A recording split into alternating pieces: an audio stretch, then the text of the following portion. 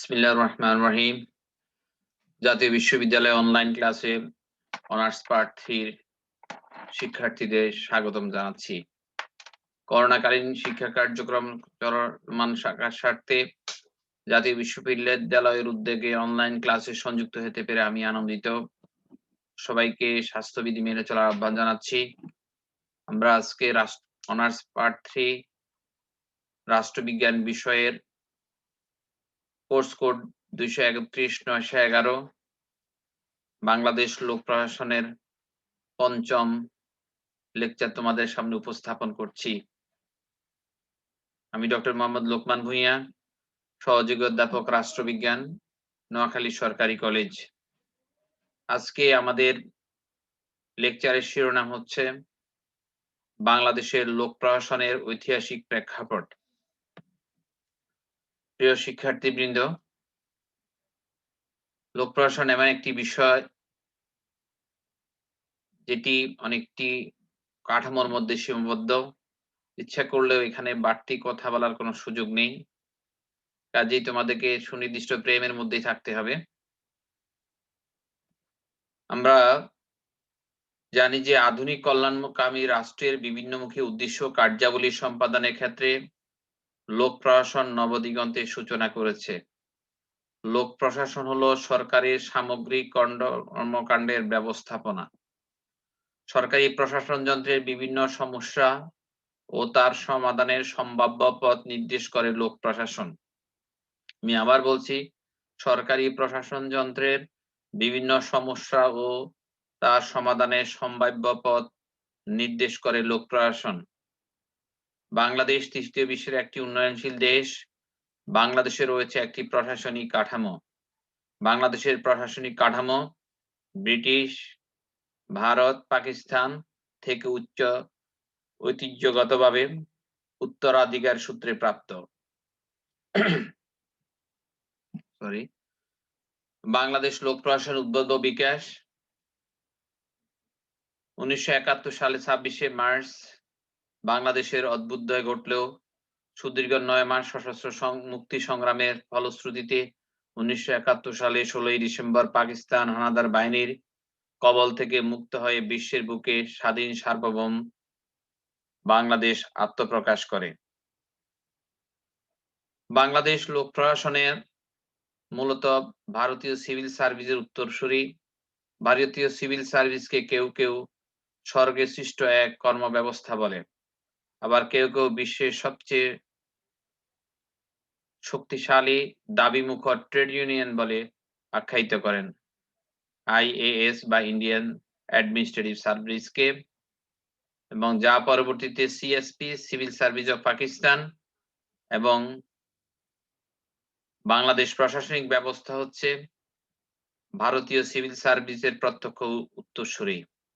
কাঠামো, কার্যাবলী ও দৃষ্টিভঙ্গির দিক থেকে এইসব কর্মব্যবস্থা ভারতীয় সিভিল সার্ভিস থেকে স্বতন্ত্র নয়। প্রিয় শিক্ষার্থীবৃন্দ, আমরা বলেছিলাম, এতক্ষণ যে আলোচনা আমরা করেছিলাম সেখানে আমরা লক্ষ্য করেছি যে আমরা বাংলাদেশ সিভিল সার্ভিস মূলত পাকিস্তান সিভিল সার্ভিসের উত্তরাধিকারী। পাকিস্তান সিভিল সার্ভিস ভারতীয় সিভিল সার্ভিসের উত্তরাধিকারী। ভারতীয় সিভিল সার্ভিস মূলত ব্রিটিশদের লক্ষ্য এবং উদ্দেশ্য অর্জনের জন্য গড়ে উঠেছিল। লক্ষণীয় বিষয় হলো যে ব্রিটিশ ভারতের যে লক্ষ্য অর্জনের জন্য যে কাঠামো রচিত হয়েছিল, আজকের উন্নয়ন প্রচেষ্টা বাস্তবায়িত করার জন্য সেই কাঠামো কি যথেষ্ট? এই লক্ষ্য অর্জনের জন্য কর্মকর্তাদের যে প্রশিক্ষণ দেওয়া হতো, আজকের যে প্রশিক্ষণ ব্যবস্থা কতটুকু উপযোগী? আজকের যুগে সেই প্রশিক্ষণ ব্যবস্থা কতটুকু উপযোগী? অতীতের কর্মকর্তাদের যে দৃষ্টিভঙ্গি ও মনোভাবের প্রয়োজন আছে কি? 3টি প্রশ্ন আমরা রেখেছি।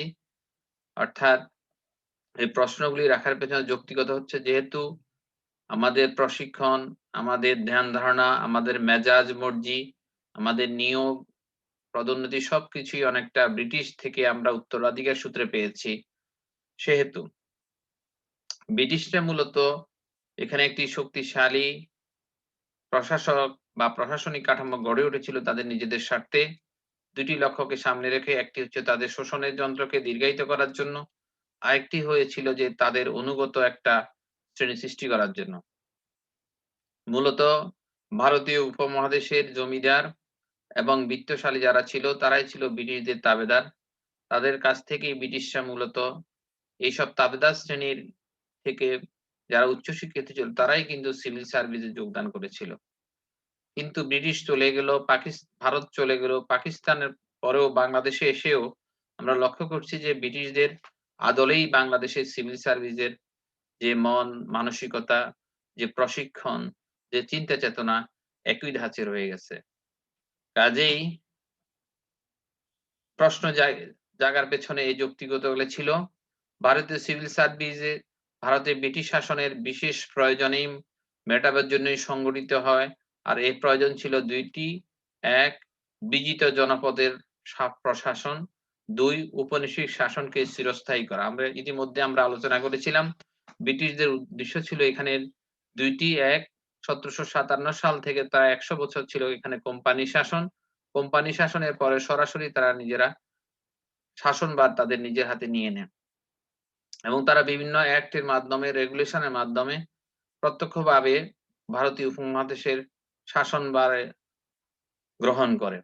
এবং তাদের ১ম টার্গেট ছিল বিজিত জনপদের প্রশাসনকে কিভাবে শক্তিশালী করে রাখা যায়, গড়া যায়। দ্বিতীয়ত হচ্ছে উপনিবেশিক শাসনকে দীর্ঘায়িত করা।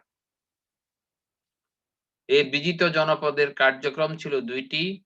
১, আইন শৃঙ্খলা রক্ষা করা। ২, বিরোধ মীমাংসা করা। ৩, রাজস্ব আদায়। অর্থাৎ এই ৩ টি কাজ ছিল তাদের মূল কাজ ব্রিটিশদের। ১, আইন শৃঙ্খলা রক্ষা করা। এখানে যখন বিভিন্ন সময় বিভিন্নভাবে ব্রিটিশ বিরোধী আন্দোলন হতো, এ সময় আমরা দেখি নীল চাষরা আন্দোলন করেছিল, কৃষক বিদ্রোহ হয়েছিল, হাজী শরীয়তুল্লাহর বিদ্রোহ হয়েছিল, ওয়াবি আন্দোলন হয়েছিল। এই যে ব্রিটিশ বিরোধী যেসব আন্দোলনগুলি ছিল, সেই আন্দোলনের কারণে এখানে আইন শৃঙ্খলাকে রক্ষা করার জন্যই মূলত এখানে তারা একটি শক্তিশালী পেটুয়া বাহিনী, পুলিশ বাহিনী তারা গড়ে তোলে। এবং এই পুলিশ বাহিনীর নির্দেশনা ছিল এদেশের নিরীহ মানুষকে নির্যাতন করা, শোষণ করা, বিরোধ মীমাংসা করা এবং ৩য় যে কাজ ছিল সেটা হলো রাজস্ব আদায় করা, ট্যাক্স আদায় করা। মূলত এই ৩ টি কাজের জন্যই তারা মূলত ব্রিটিশরা ভারতীয় সিভিল সার্ভিস গড়ে তুলেছিল। প্রিয় শিক্ষার্থীবৃন্দ, এবং লয়েড জজ এবং ভারতীয় সিভিল সার্ভিসকে ব্রিটিশ ভারতের সাম্রাজ্যের ইস্পাত কাঠামো বলে অভিহিত করেন। এই প্রশাসনে মৌল উপাদান ৩ টি। ১ ছিল শক্তিশালী রাজপ্রতিনিধি বা গভর্নর। ২, আজ্ঞাবহ প্রদেশ। ৩, কেন্দ্র প্রদেশ ও জেলা অত্যন্ত গুরুত্বপূর্ণ পদে ভারতীয় সিভিল সার্ভিসের সদস্যদের অবস্থান। আমি আবার বলছি, ভারতীয় সিভিল সার্ভিসকে ব্রিটিশ ভারতীয় সাম্রাজ্যের ইস্পাত কাঠামো বলে চিহ্নিত করেন লর্ড জজ। এই প্রশাসনিক কাঠামোর মৌল উপাদান ৩ টি ছিল। ১, শক্তিশালী রাজপ্রতিনিধি বা গভর্নর, আজ্ঞাবহ প্রদেশ, কেন্দ্র প্রদেশ ও জেলার অত্যন্ত গুরুত্বপূর্ণ পদে ভারতীয় সিভিল সার্ভিস সদস্যদের অবস্থান। এই ব্যবস্থার সাফল্যের চাবিকাঠি ছিল ২ টি। ১, সিভিল সার্ভিস সদস্যদের প্রভাবশালী ও পদমর্যাদা। ২, সরকারের সীমিত লক্ষ্য। প্রিয় শিক্ষার্থীবৃন্দ, ভারতীয় সিভিল সার্ভিসের একজন দক্ষ সদস্য গোরওয়ালা সরকারের প্রধান কার্যক্রম সম্পর্কে বলেন, সমাজে অন্যায় কাজের মাত্রা কমাতে হবে। ২, ভূমি রাজস্বের পরিমাণ সঠিকভাবে কমাতে হবে আর রাজস্ব আদায় বাড়াতে হবে। ৩, অধস্তন ম্যাজিস্ট্রেটদের কাজকর্মের দেখাশোনা করতে হবে এবং অত্যন্ত সূক্ষ্মভাবে আর ফৌজদারি বিষয়গুলো দ্রুত নিষ্পত্তির ব্যবস্থা করতে হবে। কর্মকর্তারা মনে করেন, the knowledge that is good for the people better than the people themselves। অর্থাৎ এই যে ভারতীয় সিভিল সার্ভিসের কি কি কাজ এই সম্পর্কে তারা এই অধ্যায়ে তারা বিস্তারিত আলোকপাত করেন। প্রিয় শিক্ষার্থীবৃন্দ, এই সময় ভারতীয় সিভিল সার্ভিসে যারা নিয়োগ পেতেন তারা ছিল জনগণ থেকে বিচ্ছিন্ন অভিজাত শ্রেণীর এবং লোকজন তথা পাশ্চাত্য শিক্ষায় শিক্ষিত শহরবাসী সমাজের সমাজের সুবিধাভোগী শ্রেণী। আমি আগেও বলেছিলাম ভারতীয় সিভিল সার্ভিসে ইচ্ছা করলেই যে কোনো সম্প্রদায় থেকে তারা যোগ দিতে পারতেন না। নরমালি নিম্নবর্ণ, আজকে যেরকম জাতি, ধর্ম, বর্ণ নির্বিশেষে প্রতিযোগিতা পরীক্ষার মাধ্যমে যে নিয়োগ ব্যবস্থা, তখনকার সময় সেই ব্যবস্থা ছিল না। সেখানে নিয়োগের ক্ষেত্রে অভিজাত যারা ছিল, যারা ব্লু ব্লাড মনে করত, জমিদার শ্রেণী ছিল, তাদের কাছ থেকেই মূলত যারা পাশ্চাত্য শিক্ষায় শিক্ষিত ছিল, এই সুবিধাভোগী শ্রেণীদেরকে ভারতের আইসিএস অফিসার হিসেবে নিয়োগ দেওয়া হতো। জেলা প্রশাসন। জেলা ছিল প্রশাসন কাঠামোর অত্যন্ত গুরুত্বপূর্ণ একক। ভারতের রাজপ্রতিনিধি ব্রিটিশ আনুষ্ঠানিক প্রতীক হলেও কালেক্টর বা জেলা ম্যাজিস্ট্রেট ছিলেন কর্তৃত্বের প্রতীক। তিনি বড় সাহেব নামে পরিচিত ছিলেন। তিনি দান করতে পারতেন বা দান স্থগিত করতে পারতেন। পণ্ডিত জওহরলাল নেহেরুর মতে তারা ছিলেন সাদা ব্রাহ্মণ। আইসিএস অফিসারদের সম্পর্কে তিনি মন্তব্য করছেন। কংগ্রেস নেতা পণ্ডিত জওহরলাল নেহেরু এদেশের যেসব তরুণ সিভিল সার্ভিসের সদস্য নিযুক্ত হয়েছেন তাদের অধিকাংশ উচ্চ শ্রেণী ও পাশ্চাত্যের ধারণায় লালিত। প্রিয় শিক্ষার্থীবৃন্দ, তোমরা নিশ্চয়ই তৎকালীন আইসিএস অফিসার সম্পর্কে তৎকালীন কংগ্রেস নেতা পণ্ডিত জওহরলাল নেহেরুর যে বক্তব্য তোমরা বুঝতে পেরেছ যে, যে কোনো লোক ইচ্ছা করলেই সিভিল সার্ভিসে যোগদান করতে পারতেন না এবং ব্রিটিশরাও সেই সুযোগ রহিতা করে। তিনি বলছেন তারা খুবই আজকে যেরকম আমাদের দেশে জেলা প্রশাসক, জেলা ত্রাণকর্তা সকল ক্ষমতার অধিকারী, ঠিক তেমনি তৎকালীন সময়ে জেলা কালেক্টর যিনি ছিলেন তিনি ছিলেন ম্যাজিস্ট্রেট ছিলেন জেলার এবং তিনি ছিলেন সকল ক্ষমতার উৎস। তিনি বড় সাহেব হিসেবে পরিচিত ছিলেন। তিনি দান করতেন বা দান স্থগিত করতে পারতেন। এজন্য জওহরলাল নেহরু তাদেরকে বলেছিলেন সাদা ব্রাহ্মণ। এদেশের যারা সিভিল সার্ভিসে নিযুক্ত হতেন তারা ছিল অধিকাংশ উচ্চ শ্রেণী এবং পাশ্চাত্যের ধ্যান ধারণায় লালিত। প্রিয় শিক্ষার্থীবৃন্দ, আমরা দেখি যে পাকিস্তান ভারত চলে গেল 1947 সালে আমরা পাকিস্তান পেলাম। পাকিস্তান সিভিল সার্ভিসে যারা যোগ্য উত্তরসূরি ছিল ভারতীয় সিভিল সার্ভিসের সদস্য বর্গ। মূলত পাকিস্তান সিভিল সার্ভিস ছিল পাকিস্তান আমলা ব্যবস্থার সুপার এলিট এর সদস্যবর্গ।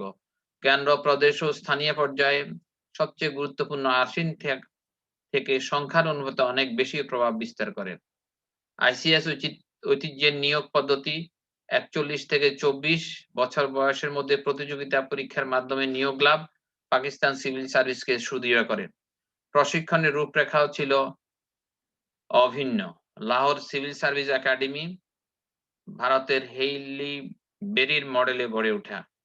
পাকিস্তানের প্রেসিডেন্ট ও ভারতীয় সিভিল সার্ভিসের প্রধান সদস্য ইস্কান্দার মির্জা বলেন, কোন উন্নয়নশীল দেশকে গণতন্ত্র পাঠ করতে হবে।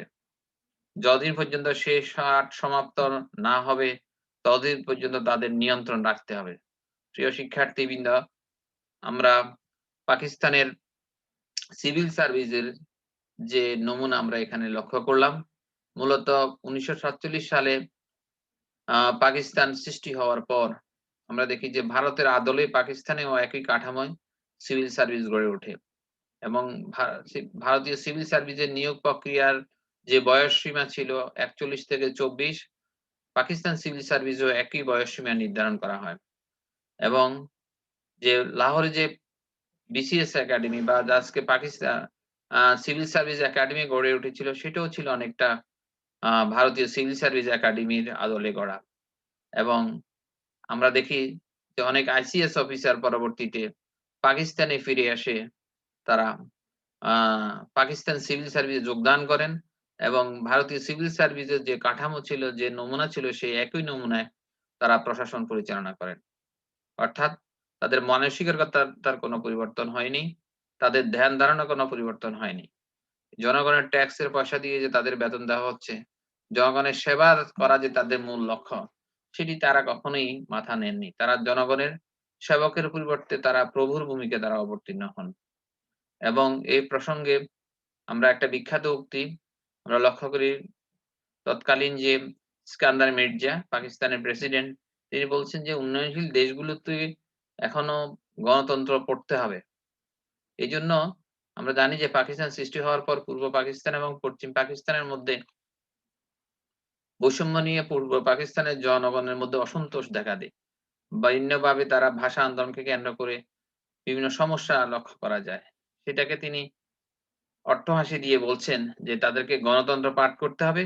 আর যতদিন পর্যন্ত গণতন্ত্র পাঠ সমাপ্ত না হবে, ততদিন পর্যন্ত তাদেরকে নিয়ন্ত্রণ করতে হবে। অর্থাৎ তাদেরকে নির্যাতন করতে হবে, শোষণ করতে হবে, দমন করতে হবে। প্রিয় শিক্ষার্থীবৃন্দ, আমরা এতক্ষণ বাংলাদেশ লোক প্রশাসনের যে আমরা ইতিহাস, আমরা কিভাবে উত্তরাধিকার সূত্রে বাংলাদেশ লোক প্রশাসন বা সিভিল সার্ভিসের যে সূত্রপাত, সেটা আমরা আলোচনা করলাম। বাংলাদেশ লোক প্রশাসন উদ্যোগ ও বিকাশ মূলত আ বিকাশের ক্ষেত্রে বিষয়টি অত্যন্ত গুরুত্বপূর্ণ ভূমিকা পালন হলো সাংবিধানিক কাঠামো। সংবিধানে যদি ক্ষমতার বিকেন্দ্রীকরণ কার্যত থাকে, তাহলে প্রশাসনিক কাঠামো তা প্রতিফলন ঘটে। বাংলাদেশে পূর্ণাঙ্গ সংবিধান প্রণয়নের আগে ২ টি দলিল দ্বারা সাংবিধানিক কাঠামো নির্ধারিত হয়েছিল। এক হচ্ছে স্বাধীনতার ঘোষণাপত্র, ২ অস্থায়ী সংবিধান আদেশ। আমরা দেখি যে ১৯৭১ সালে ১০ই এপ্রিল ঘোষণা অনুযায়ী ১৯৭১ সালে ১৭ই এপ্রিল তৎকালীন কুষ্টিয়া জেলার অন্তর্গত মেহেরপুর মহকুমা সদর থানার বৈদ্যনাথ তলায় আম্রকরানে মুজিবনগর সরকার গঠন করা হয়।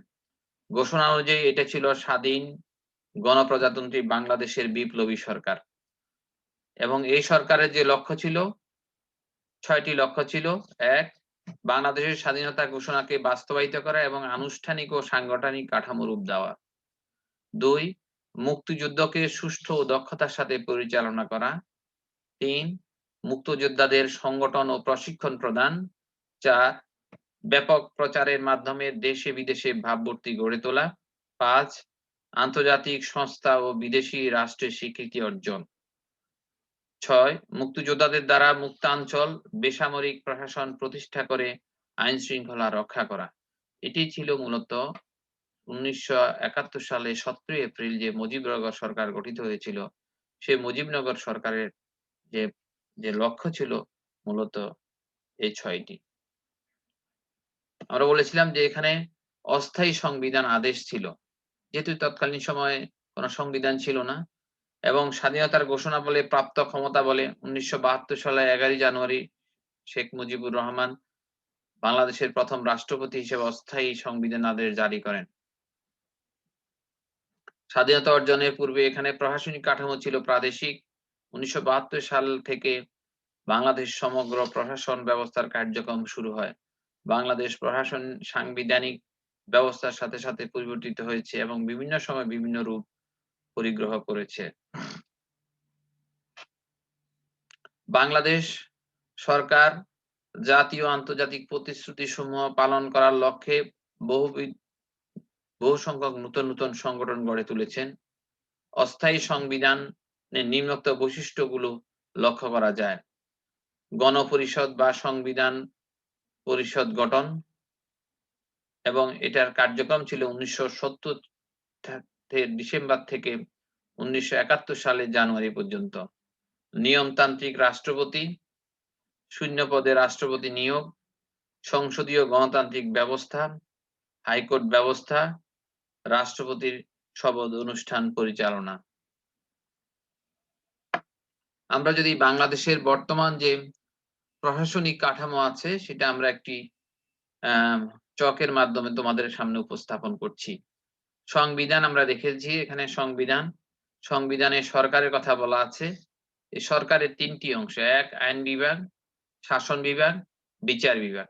আজকে যে আমরা লোক প্রশাসনের কথা বলছি, এই লোক প্রশাসন হচ্ছে শাসন বিভাগের সাথে অঙ্গাঙ্গিভাবে জড়িত।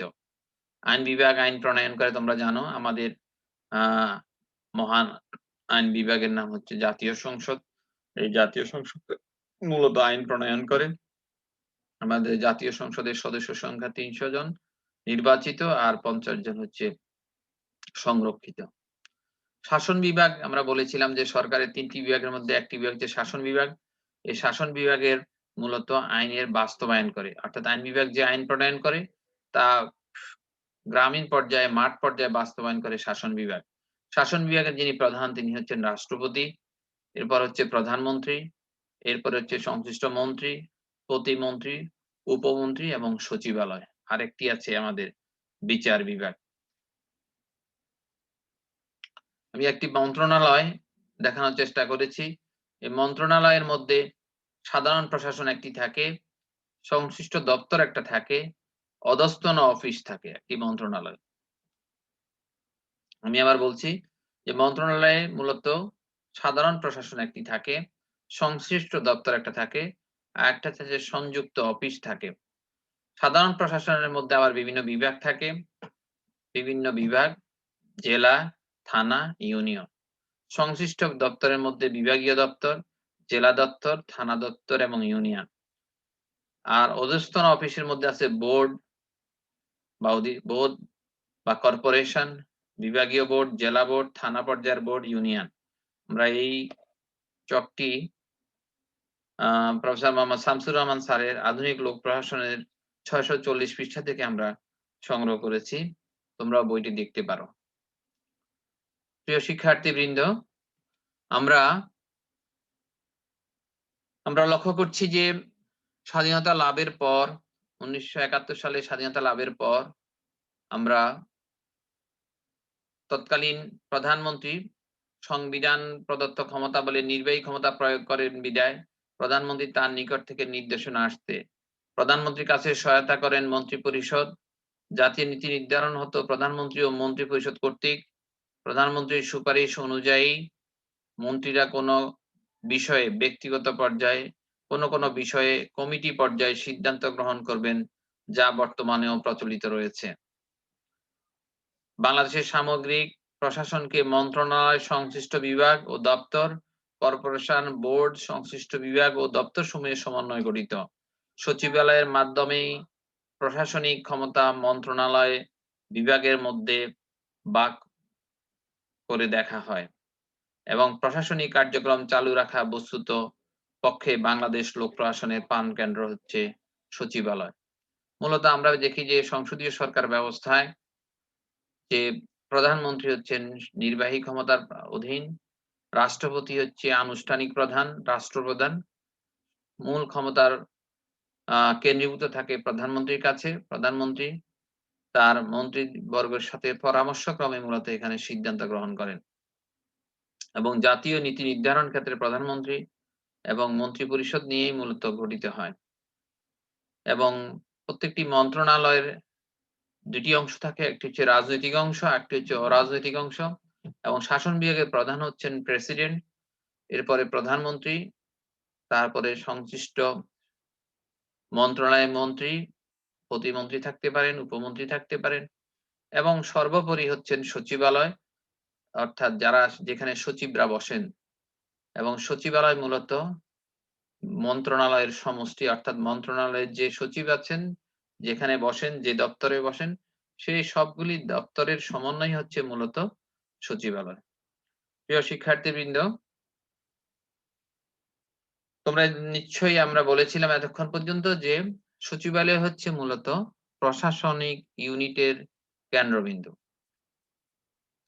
আমরা দেখি যে বাংলাদেশের জন্য একটি অস্থায়ী সংবিধান রচনার জন্য প্রথম পদক্ষেপ হিসেবে রাষ্ট্রপতি ১৯৭২ সালে ২৩শে মার্চ বাংলাদেশ গণপরিষদ নামে একটি আদেশ জারি করেন। এই আদেশ অনুযায়ী ১৯৭০ সালের ৭ই ডিসেম্বর থেকে ৭১ সালের ১লা মার্চ পর্যন্ত সাবেক পাকিস্তানের জাতীয় পরিষদ ও পূর্ব পাকিস্তানের প্রাদেশিক পরিষদের আসনসমূহে বাংলাদেশ থেকে নির্ধারিত সকল সদস্যের সমন্বয়ে গণপরিষদ গঠন করেন। মৃত্যু বা অন্য কোনো কারণে অযোগ্য বলে ঘোষিত হবার ফলে সর্বমোট ৪০০, অর্থাৎ জাতীয় পরিষদের সদস্য সংখ্যা ছিল ১৬৯, প্রাদেশিক পরিষদে ৩১০, ৪৭৯, মৃত্যু এবং অন্য কোনো কারণে অযোগ্য হওয়ার কারণে 404 জন সদস্য নিয়ে মূলত গণপরিষদ গঠিত হয়। বাংলাদেশ গণপ্রজাতন্ত্রী রাষ্ট্রপতি ১৯৭২ সালের ১০ই এপ্রিল গণপরিষদের প্রথম অধিবেশন আহ্বান করেন এবং অধিবেশনের প্রথম দিন জনাব শাহ আব্দুল হামিদ স্পিকার এবং জনাব মোহাম্মদুল্লাহকে ডেপুটি স্পিকার নির্বাচিত হন। ১১ই এপ্রিল ডক্টর কামাল হোসেনকে সভাপতি করে ৩৪ সদস্য বিশিষ্ট খসড়া সংবিধান প্রণয়ন কমিটি গঠন করেন এবং ৪ঠা নভেম্বর সংবিধান পাস হয় এবং ১৯৭২ সালে ১৬ই ডিসেম্বর থেকে আমরা আ একটি স্বাধীন সার্বভৌম দেশের প্রথম সংবিধান আমরা পেলাম এবং সেই দিনই মূলত গণপরিষদ ভেঙে দেওয়া হয়। প্রিয় শিক্ষার্থীবৃন্দ, আমরা এতক্ষণ মূলত আমাদের সংবিধান, আমাদের স্বাধীনতার যে ইতিহাস, অর্থাৎ আমাদের লোক প্রশাসনের যে ইতিহাস, সেটি আমরা আলোকপাত করলাম। এখন আমরা ১৯৭২ সালে যে স্বাধীন সার্বভৌম দেশে যে আমরা সংবিধান পেলাম, সেই সংবিধানের আমরা বৈশিষ্ট্যগুলো তোমাদের সামনে উপস্থাপন করার চেষ্টা করছি। আসলেই একটি দেশ কিভাবে পরিচালিত হবে, সেটি নির্ভর করে সেই দেশের আ সংবিধানের উপর। সেটি কি গণতান্ত্রিক রাষ্ট্র, নাকি অগণতান্ত্রিক, নাকি ধর্মনিরপেক্ষ, নাকি রক্ষণশীল, সেটা মূলত নির্ধারিত হয় সংবিধানের মাধ্যমে। এজন্য সংবিধানকে বলা হয় পবিত্র দলিল এবং একটি জাতির দর্পণ হিসেবেও সংবিধানকে আখ্যায়িত করা হয়।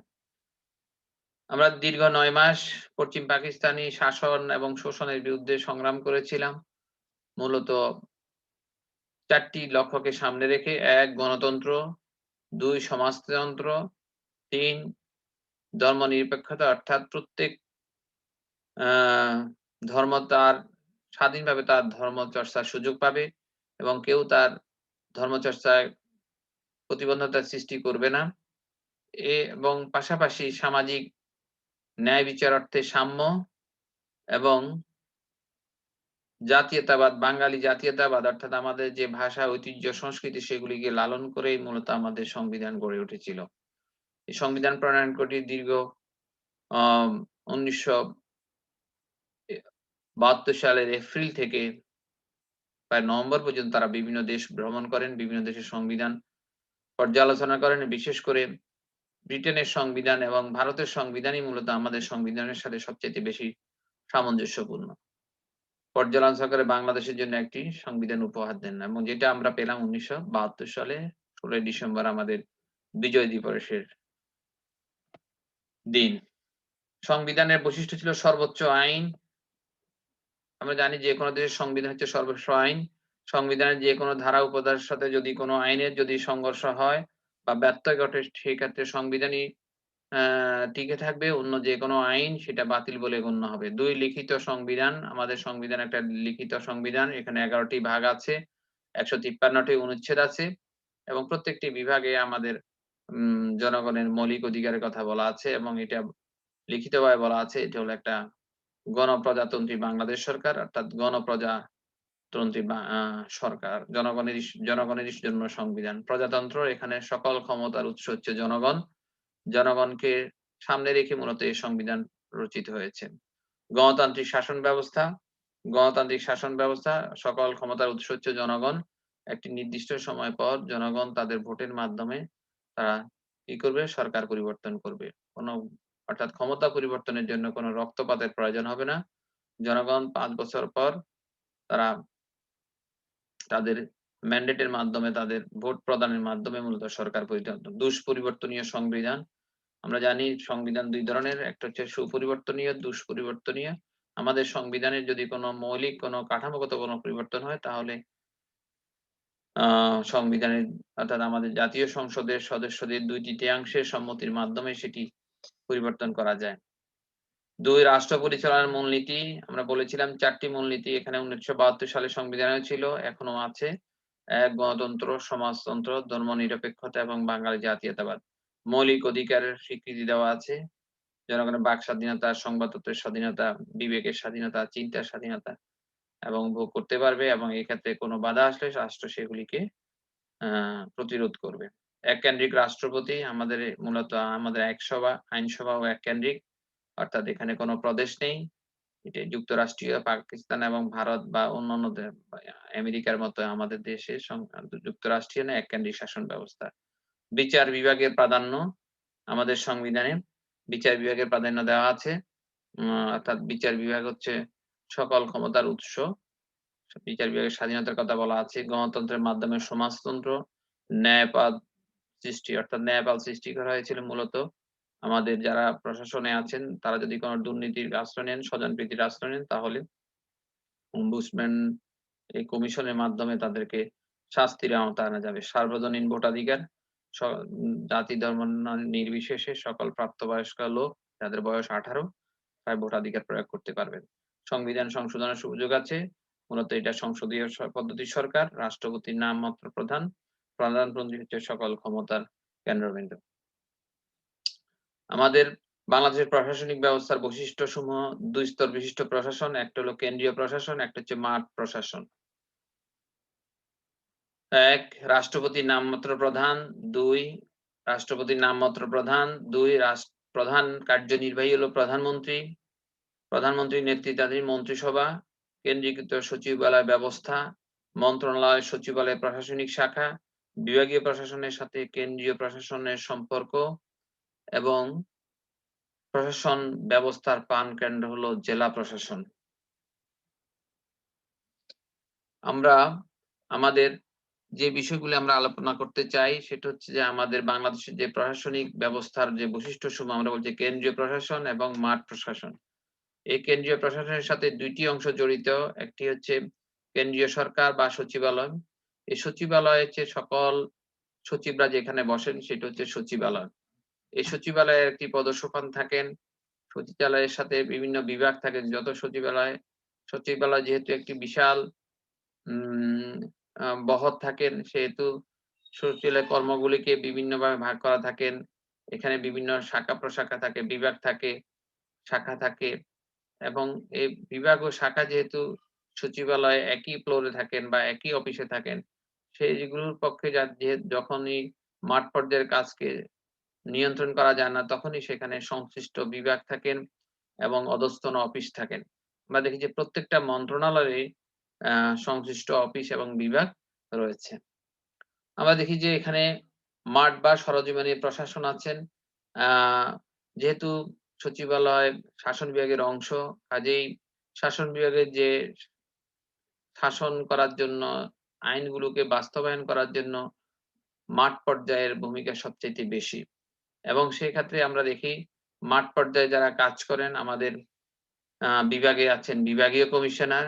তিনি মূলত একজন আ যুগ্ম সচিবের পদমর্যাদায় একজন বিভাগীয় কমিশনার থাকেন। তিনি তার বিভাগের আওতাধীন ৮ টি জেলা বা ৭ টি জেলা বা ১৫ টি জেলা যাই হোক না কেন, সেই জেলাগুলির কাজকে তিনি নিয়ন্ত্রণ করেন। অর্থাৎ আমাদের যে ডেপুটি কমিশনার আছেন বা জেলা প্রশাসক আছেন তাদের কাজকে তদারকি করেন মূলত জেলা প্রশাসক।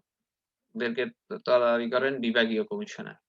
ঠিক একইভাবে আমরা দেখি যে বিভাগীয় কমিশনারের জেলা প্রশাসকের ক্ষমতা খুবই বেশি। আমরা পরবর্তী ক্লাসে এ সম্পর্কে জেলা প্রশাসকের ক্ষমতা এবং কার্যাবলী নিয়ে আমরা আরো বিস্তারিত আলোচনা করব। মূলত একটি জেলার আ সকল ক্ষমতার উৎস হচ্ছে জেলা প্রশাসক। আইন শৃঙ্খলা, তারপরে আ দুর্নীতি দমন, ট্যাক্স আদায়, তারপরে জাতীয় এবং আন্তর্জাতিক দিবসগুলি পালন, প্রটোকল হইতে শুরু করে যত ধরনের তোমার আ কার্যাবলী আছে মূলত এগুলি সবকিছু তদারক করেন জেলা প্রশাসক। তাছাড়া সরকার বিভিন্ন সময় বিভিন্ন নির্দেশনা প্রদান করেন, সেগুলি তারা বাস্তবায়ন করেন। আমরা যেটা বলছিলাম যে মাঠ প্রশাসনের নিয়ে আমরা কথা বলছিলাম। পরবর্তীতে আমাদের উপজেলা পর্যায়ে আছেন ইউএনও। ইউএনও তিনিও একজন সিনিয়র সহকারী লেভেলের সচিব লেভেলের একজন কর্মকর্তা। তিনি উপজেলার আওতাধীন যে ইউনিয়ন গুলো আছেন, সেই ইউনিয়ন গুলো থেকে মূলত জনগণকে সরকারের যেসব সুফলগুলো আছে অর্থাৎ কল্যাণমূলক রাষ্ট্রের যে সুফলগুলো আছে সেগুলি পৌঁছানোর জন্য মূলত তারা কাজ করে থাকেন। একসময় আমরা ব্রিটিশ বেনিয়াদের আ আ নিয়ন্ত্রণে ছিলাম। তাদের যে লক্ষ্য উদ্দেশ্য ছিল কিন্তু বর্তমান সরকার অর্থাৎ গণতান্ত্রিক সরকারগুলির লক্ষ্য অভিন্ন নয়। আমাদের বর্তমান সরকারগুলোর লক্ষ্য জনসেবা করা। কিন্তু বিভিন্ন সময় তারা হয়তো ক্ষমতা থাকার জন্য বিভিন্ন কূটকৌশলের আশ্রয় নেন। কিন্তু তাদের সবারই লক্ষ্য একটাই, সেটা হচ্ছে যে জনকল্যাণ সাধন করা, জনগণেরকে সেবা পৌঁছিয়ে দেওয়া এবং কল্যাণমূলক রাষ্ট্রের যেসব সুযোগ সুবিধা আছে, বেকার ভাতা, চিকিৎসা ভাতা, মুক্তিযোদ্ধা ভাতা হইতে শুরু করে বিভিন্ন ধরনের এবং শিক্ষার ক্ষেত্রে যেসব আ বিষয়গুলো আছে, ছাত্রছাত্রীদের উপবৃত্তি দেওয়া, বই বিতরণ, অনেক সেবামূলক কাজ আমাদের সরকারগুলি করে থাকে। এই কাজগুলি ফিল্ড লেভেলে মূলত তদারক করেন প্রশাসনের যে কর্মকর্তা, বিশেষ করে উপজেলা পর্যায়ে তিনি হচ্ছেন পিয়ানো বা নির্বাহী অফিসার। তারপর আমরা বলছি রাষ্ট্রপতি হচ্ছেন নামমাত্র প্রধান আমাদের প্রশাসনিক ব্যবস্থার যে বৈশিষ্ট্য। আমরা জানি যেহেতু আমাদের এখানে সংসদীয় সরকার ব্যবস্থা কার্যকর রয়েছে, সেহেতু আমরা দেখি যে সংসদীয় সরকারের মূল ক্ষমতা থাকেন প্রধানমন্ত্রী কেন্দ্রিক। রাষ্ট্রপতি থাকেন তিনি রাষ্ট্রপ্রধান হিসাবে তিনি নামমাত্র প্রধান থাকেন। তিনি বিভিন্ন আ গুরুত্বপূর্ণ পদে শুধুমাত্র প্রধানমন্ত্রীর পরামর্শক্রমেই নিয়োগ দান করেন। তার মূলত কাজ হচ্ছে মূলত আনুষ্ঠানিকতা। আ তিনি বিভিন্ন জাতীয় দিবসে তিনি ৩ বাহিনীর প্রধানের ভূমিকায় অবতীর্ণ হন এবং তিনি বিভিন্ন আ বিশ্ববিদ্যালয়গুলোর চ্যান্সেলরের ভূমিকায় অবতীর্ণ হন। অর্থাৎ মূলত আমাদের দেশের রাষ্ট্রপতি শাসন ব্যবস্থায় রাষ্ট্রপতি মূলত নামমাত্র প্রধান থাকেন, কিন্তু সকল ক্ষমতার কেন্দ্রবিন্দু থাকেন আমাদের প্রধানমন্ত্রী এবং প্রধানমন্ত্রীর আ আ যেসব সুপারিশমালা প্রদান করেন তিনি সেই অনুযায়ী মূলত কাজ করে থাকেন। প্রধানমন্ত্রী আমাদের মত ৩য় বিশেষ সংসদীয় সরকার ব্যবস্থায় প্রধানমন্ত্রী হচ্ছে সকল ক্ষমতার কেন্দ্রবিন্দু এবং প্রধানমন্ত্রী আ মূলত সকল নিয়োগগুলি প্রধানমন্ত্রীর সাথে পরামর্শক্রমে রাষ্ট্রপতির নামেই নিয়োগ হয়ে থাকে। এছাড়া বিভিন্ন যে মন্ত্রণালয়গুলো আছে সেই মন্ত্রণালয়ের যেসব মন্ত্রীবর্গ আছেন তারা মূলত প্রধানমন্ত্রীর সাথেই আম আলোচনা সাপেক্ষেই মূলত তারা সিদ্ধান্ত গ্রহণ করেন এবং অনেক সময় প্রধানমন্ত্রীও নির্দেশনা প্রদান করেন কিভাবে আ পরিচালনা করতে হবে তার মন্ত্রণালয়। তাছাড়া যেকোনো গুরুত্বপূর্ণ বিষয়ে তার ক্যাবিনেট রয়েছে, ক্যাবিনেট মিটিং এ তারা সিদ্ধান্ত গ্রহণ করেন এবং সেটাই চূড়ান্ত বলে গৃহীত হয়। এবং প্রধানমন্ত্রীর নেতৃত্বাধীন মন্ত্রিসভা কেন্দ্র কেন্দ্রীকৃত সচিবালয় ব্যবস্থা আমরা বলেছিলাম যে আমাদের আ প্রশাসন ব্যবস্থার মূল কেন্দ্রবিন্দু হচ্ছে সচিবালয়। সচিবালয় মূলত সচিবরা সেখানে বসেন এজন্য এটার নাম হচ্ছে সচিবালয়। বাংলাদেশে বর্তমানে প্রায় ৩৯ টি মন্ত্রণালয় রয়েছে এবং আমাদের উম এই ৩৯ টি মন্ত্রণালয়ের যে মন্ত্রীরা আছেন, প্রতিমন্ত্রী আছেন, উপমন্ত্রী আছেন, এরা মূলত এই সচিবালয়ে তারা বসেন এবং এদের প্রত্যেকেরই একটি দপ্তর আছে এবং একজন সচিব আছেন। তিনি প্রশাসনিক প্রধান হিসাবে কাজ করেন। তিনিই সচিবালয় এবং এছাড়া এখানে আমরা হায়ারার্কিতে আমরা দেখাবো যে সেখানে অতিরিক্ত সচিব থাকেন, যুগ্ম সচিব থাকেন। বর্তমানে আ সচিব ছাড়া সচিবালয়ের দায়িত্বে সিনিয়র সচিবও অনেক সচিবের ভূমিকায় অবতীর্ণ হন, সচিবের দায়িত্ব পালন করেন। আমরা যে বলেছিলাম যে সচিবালয়ে সচিবের পাশাপাশি অধস্তনের মধ্যে অতিরিক্ত সচিব আছেন, যুগ্ম সচিব আছে, অতিরিক্ত সচিব, যুগ্ম সচিব, উপসচিব আছেন, সিনিয়র সহকারী সচিব আছেন এবং সহকারী সচিব আছেন। এরাই মূলত আমাদের যে প্রশাসনের যে কাজগুলো আছে সেই কাজগুলি তারা আ অত্যন্ত দক্ষতার সাথে তারা এই কাজগুলি সম্পাদন করেন।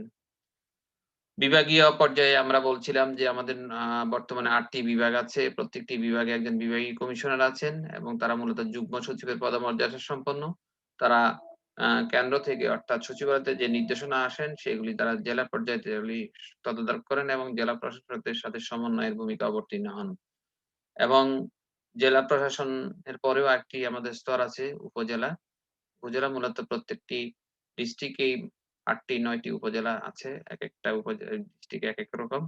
তারা মূলত উপজেলা পর্যায়ে যেসব উম আ কাজ আছে সেগুলি তারা তদারক করেন এবং উপজেলা ইউএনও সাহেবরা বা উপজেলা নির্বাহী অফিসার সিনিয়র সহকারী সচিবের পদমর্যাদা সম্পন্ন। তারা মূলত ইউনিয়ন পর্যায়ে যা আছেন যেসব লোকজন আছেন তাদের সেবা নিশ্চিত করার জন্য মূলত তারা কাজ করেন এবং ইউনিয়ন পর্যায়ে যেই নির্বাচিত প্রতিনিধি আছেন, অনির্বাচিত প্রতিনিধি আছেন তাদেরকে মূলত তারা নিয়ন্ত্রণ করেন এবং সরকারের যেসব সেবামূলক যেসব কর্মকান্ডগুলো আছে, প্রধানমন্ত্রীর কার্যালয় থেকে যেসব সেবামূলক কার্যক্রম কর্মসূচি গ্রহণ করা হয়, সেগুলির সুফল জনগণের কাছে পৌঁছে দেওয়ার জন্যই তারা মূলত কাজ করেন। প্রিয় শিক্ষার্থীবৃন্দ, আশা করি তোমরা এতক্ষণ আমার এই অনলাইন ক্লাসের মাধ্যমে বাংলাদেশের যে লোক প্রশাসনের যে ইতিহাস সেটা তোমরা জানতে পারলা। আমরা বলেছিলাম যে বাংলাদেশ লোক প্রশাসন বা বাংলাদেশ সিভিল সার্ভিসের মূলত ব্রিটিশ সিভিল সার্ভিসের উত্তরসূরি এবং ব্রিটিশের মূলত যেই আম যে আ উদ্দেশ্য বা লক্ষ্যকে সামনে রেখে তাদের প্রশাসন ব্যবস্থাকে ঢেলে সাজিয়েছিল, এর মধ্যে উল্লেখযোগ্য ছিল শাসন এবং শোষণকে দীর্ঘায়িত করা এবং এখানে তাদের একটা তাবেদার সৃষ্টি করা এবং এই শ্রেণী সৃষ্টি করে মূলত তারা সুদীর্ঘ ২০০ বছর, প্রায় ২০০ বছর তারা এই দেশকে শাসন করেছে, শোষণ করেছে এবং এখানে একটা তাবেদার শ্রেণী সৃষ্টি করা। কিন্তু পাকিস্তানে যে সিভিল সার্ভিসের লক্ষ্য ছিল, সেটা অনেকটা অভিন্ন ছিল না। বাংলাদেশ সিভিল সার্ভিস যেহেতু আমরা উত্তরাধিকারী সূত্রে পেয়েছি, রাতারাতি আমাদের মানসিকতা পরিবর্তন হয় নাই। কিন্তু বর্তমানকালে আমাদের সিভিল সার্ভিসের মানসিকতা অনেক পরিবর্তন হয়েছে। যেহেতু এই সিভিল সার্ভিসের সদস্যরা আমাদের কোন জাতি, কোন গোষ্ঠী থেকে নিয়োগপ্রাপ্ত নন। তারা সার্বজনীন পরীক্ষার মাধ্যমে তারা নিয়োগপ্রাপ্ত এবং তারা এদেশের মাটি ও মানুষের সন্তান। কাজেই তাদের মানসিকতা আম দিন, দিন একেবারে পরিবর্তিত হয়ে গেছে আমরা বলব না। আস্তে, আস্তে পরিবর্তন হচ্ছে এবং তারা এদেশের মানুষের মঙ্গলের জন্য তারা কাজ করছে। অনেক, অনেক ভালো কাজ করছে। অনেকেরই আবার মানসিকতা আম এবং প্রশিক্ষণের তাদেরকে নিজেদেরকে তারা প্রভু বলে মনে করে। তারা জনগণের সেবকের পরিবর্তে প্রভু হয়ে যায়। এই মানসিকতা আমাদের পরিহার করা উচিত এবং জনগণের সেবাই হওয়া উচিত সিভিল সার্ভেন্টদের মুখ্য উদ্দেশ্য। প্রিয় শিক্ষার্থীবৃন্দ, আমরা আমাদের গ্রন্থ নির্দেশনায় কেবি সাইদের 'পাকিস্তান দি ফরমেটিভ ফেজ' এই বইটি দেখার চেষ্টা করেছি। Constitution assembly of Pakistan debates, বিভিন্ন ধরনের ডিবেটস গুলো আমরা দেখেছি। আমাদের অধ্যাপক মাহাদুদ্দিন স্যারের বইয়ে 'বাংলাদেশের লোক প্রশাসন' বইটা আমরা আম আ থেকে অনেকগুলি বিষয় আমরা সংগ্রহ করেছি। মোহাম্মদ রফিকুল ইসলাম 'বাংলাদেশ লোক প্রশাসন' এনএস পাবলিকেশনের এই বইটি আমরা দেখার চেষ্টা করেছি। আশা করি তোমরা আমার এই ক্লাস থেকে বাংলাদেশ লোক প্রশাসনের যে উৎপত্তি এবং বিকাশ সম্পর্কে তোমরা আ বিস্তারিত জানতে পেরেছ। তোমাদের ধন্যবাদ জানিয়ে আমি আমার বক্তব্য এখানে শেষ করছি। ধন্যবাদ সবাইকে।